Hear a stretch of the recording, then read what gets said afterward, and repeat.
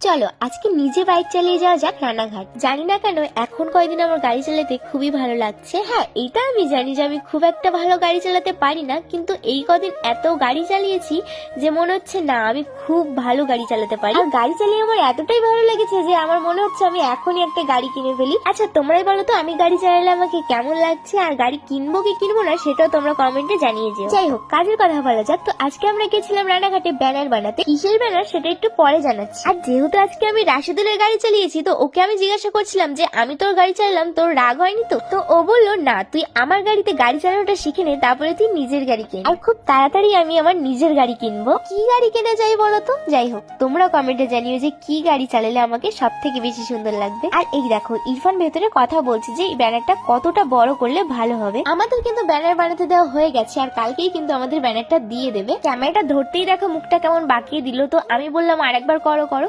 তো দেখতেই পাচ্ছ, একটা মানে ছেলে মানুষ হয়ে এত ঢং করতে পারে, একটা মেয়ে মানুষও পারবে না। মানে আমরা ওর কাছে হার মেনে যাবো। আর এই দেখো আমাদের সিদ্দিক ভাই।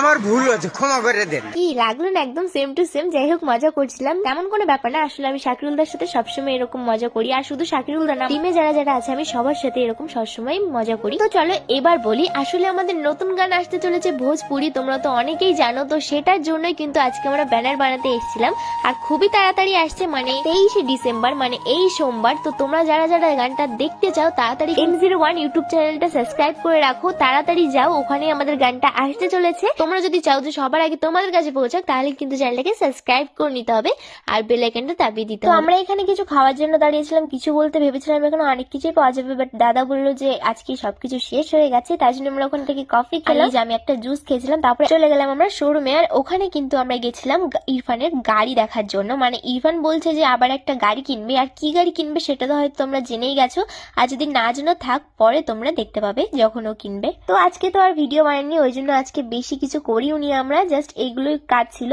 আর তারপরে কিন্তু আমি ফুচকা খেয়ে, আর এই যে দেখতেই পাচ্ছ এগরোলের দোকান থেকে এগরোল, এখন আমরা যাবো বাড়ি। তো যাই হোক, ভিডিওটা কেমন লেগেছে অবশ্যই কমেন্ট করে জানি, আর লাইক আর ফলো করতে ভুলো না। তো চলো টাটা।